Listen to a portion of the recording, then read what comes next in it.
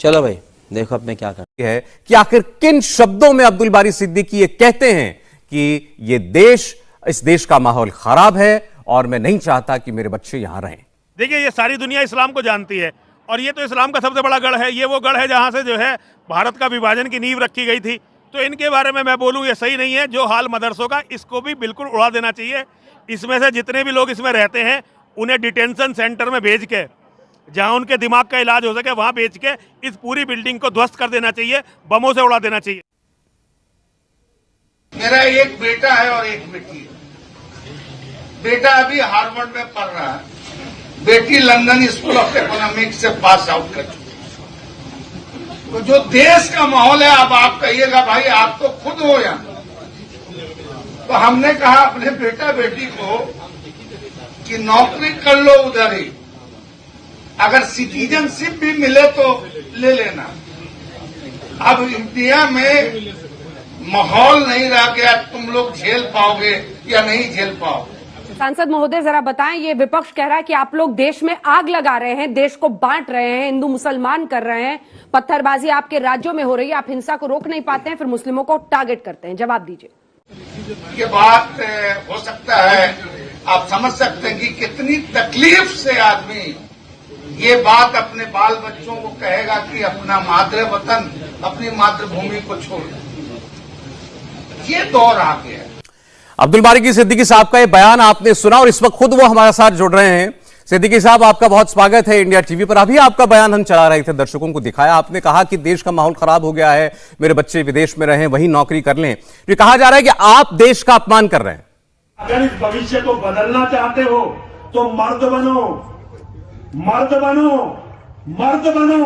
और मर्द कौन होता है? जिसके हाथ में हथियार होता है वो मर्द होता है। नहीं, ऐसा बड़ी मेहरबानी कि आपने चर्चा में तो लाया, समझा ना। और चर्चा के लिए ही हमने दुखी मन से, ये एक बहुत छोटी सी मीटिंग थी और वो मीटिंग जो है विधान परिषद के सभापति के स्वागतार्थ था। तो हमने कहा कि देखिए, बहुत दुखी मन से मुझको ये कहना पड़ रहा है अपने बच्चों को कि भैया नौकरी मिलती है तो नौकरी कर लो ना, नागरिकता भी अगर मिले तो ले लो। अब यहाँ का माहौल जो है कुछ लोगों के द्वारा सुनियोजित ढंग से घृणा का, द्वेष का और नफरत का जो माहौल बनाया जा रहा है, उसमें हम नहीं चाहते हैं कि हमारे बच्चे उस भावना से त्रस्त हों। और हाथ में रिवॉल्वर होता और मैं नाथूराम हो जाता।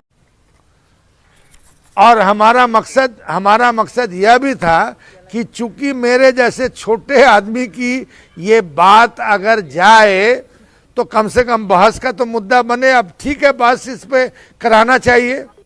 और आप कह रहे हैं अपने बच्चों से काहे बाहर हैं, तो जरा बताइए ऐसा क्या खराब हो गया देश के अंदर, क्या माहौल में ऐसी खराबी आ गई जो आप नहीं चाहते कि आपके बच्चे आ रहे हैं?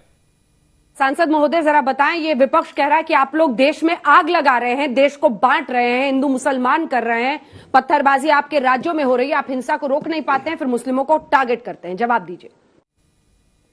नहीं, देखिए जनाब, ऐसा है कि चूंकि आप एंकर हैं, आप हमारी जुबान से बोलवाना चाहते हैं, मगर आप खुद जानते हैं कि देश का माहौल क्या है। देश का माहौल अब ये है कि हमारी छोटी सी बात आज जो है बहस का मुद्दा बन गया। मगर शाहरुख खान को या धमकी दे रहा है आदमी कि साहब जहां मिले तो इसे हम कत्ल कर दें, ये बहस का मुद्दा नहीं बना। अफसोस इस बात की है। गेरुआ वस्त्र धारण करने वाले और खुद को महंत कहने वाले यति नरसिंहानंद की जुबान से जहर बह रहा है। भविष्य की ऐसी खूनी कल्पना किसी महंत ने शायद ही पहले कभी की होगी। लेकिन सिद्दीकी साहब, शाहरुख खान ने तो ये बयान नहीं दिया जो आपने दिया। वो तो देश में ही रह रहे हैं, आराम से रह रहे हैं, और आप एक पॉलिटिकल पार्टी के बड़े लीडर हैं। तो आप ये कहना चाहते हैं कि देश में मुसलमान सुरक्षित नहीं है, देश में मुसलमान के बच्चे न रहें, ये सलाह आप देना चाहते हैं? नहीं, ऐसा नहीं है कि मतलब हमने दुखी मन से इस वजह से भी दिया कि हम चाहते हैं कि ये बहस छिड़े और हम कहते ना कि दुष्यंत का शेर था कि हंगामा खड़ा करना मेरा मकसद नहीं था। मेरा मकसद बस यही था कि इस पे बहस, सार्थक बहस होनी चाहिए। दिल्ली हाईकोर्ट को जो टारगेट कर दिया जाता था, संसद को टारगेट कर दिया जाता था, तब अच्छा माहौल था। और ये कौन लोग कर रहे थे? और हाथ में रिवॉल्वर होता और मैं नाथूराम हो जाता। ये मोहब्बत के सौदागर थे जो बम फोड़ रहे थे। ये जो लक्ष्मणपुर बातें जैसा कांड कर रहे थे, ये मोहब्बत के सौदागर थे।